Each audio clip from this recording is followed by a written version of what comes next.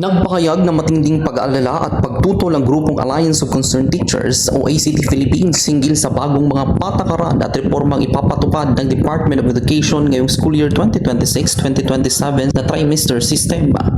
Nanawagan sila ni pagpaliban muna ito o magkaroon muna ng pilot testing dahil ayon sa kanila ay hindi pa sapat ang paghahanda at kaalaman ng mga guro.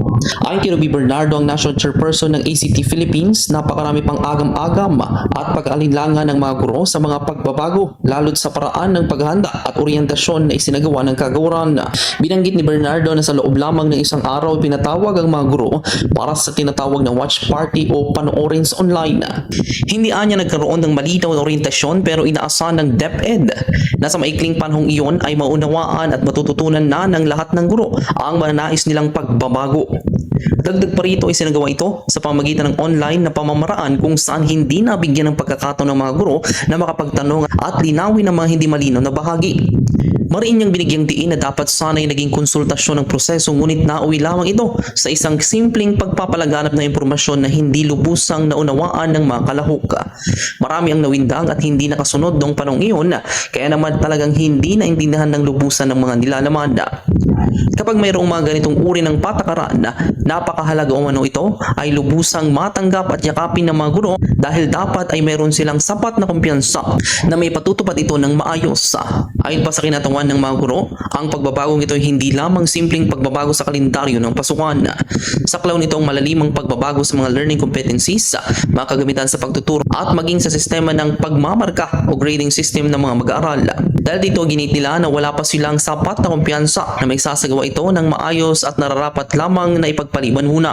Sa ngayon, talagang yung mga teachers natin ay napakarami pang agam-agam at talagang yung Alliance of Concerned Teachers na nanawagan po kami ngayon na i-defer, mag-pilot testing muna tayo dahil hindi pa talaga handa yung ating mga paaralan, lalo yung mga guro namin implementor nito sa grounds. Biruin nyo sa loob ng isang araw, pinapunta yung mga teachers natin, magwa-watch party online na pinanood ang kanilang orientasyon dito, 9 o'clock to 4 p.m. Inaasahan ng DepEd na makukuha namin lahat ng mga gusto nilang gawing pagbabago sa loob lamang ng isang araw. Online pa yung pamamaraan na hindi po nabigyan ng pagkakataon yung ating mga guro na makapagtanong. Supposed to be it's consultation pero naging orientation na nga na online pa.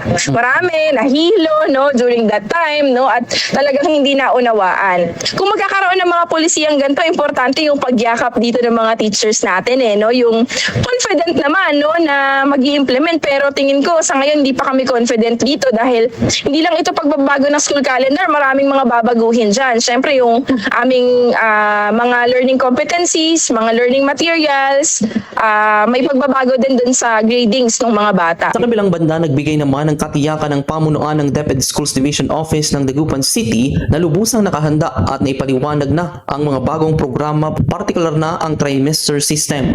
Ayon kay Dr. Edwin Ferrer, ang Public Schools District Supervisor para sa Senior High School ng SDO Dagupan City, naging masusi at malawak ang sinagawang paghahanda. Tungkol sa pagpapatupad ng programa dito sa Dagupan City, binanggit niya na lahat ng kinaukulan ay nabigyan na ng tamang impormasyon at kaukulang oryentasyon. Saad din niyan ay sinagawa ang isang linggong masusing pagsasanay kung saan dumalo at nakibahagi ang mga kinatawan at opisyal ng kagawaran.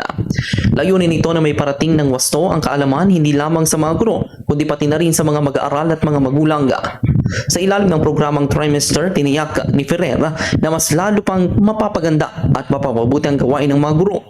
Sisiguraduhin din dito na magiging maayos at nakatuon ang mga mag-aaral sa pagharap at pagtugon sa mga hamon at pagsubok sa ilalim ng iba't ibang larangan ng edukasyon. Ang pagyakap ng SDO Dagupan City, lalo na sa ipinapatupad ng DepEd na TRISEM, lahat naman ng ating mga mag-aaral ay ito TRISEM na ito ay nabigyan naman ng tamang informasyon o orientation ang mga teacher, principal at kaming mga lahat na nasa DepEd para sa Brigada Eskwela ng 1 week na ito mabigyang diin ang lahat ng ating mag-aaral at mga parents na ibigay ang mga wastong kaalaman tungkol sa TRISEM. Pero itong TRISEM na ito, sinisiguro managers at maging maayos ang focus ng ating mga mag-aaral sa pag-harap ng kanilang mga aralin sa bawat learning areas. Para sa programang Bombo Hanay Ugto, Patrol numero 5, Bombo Liber na Kumus nag-uulat. This is Bombo Radio Philippines, the #1 and most trusted source of news and information, basta radyo. Bombo!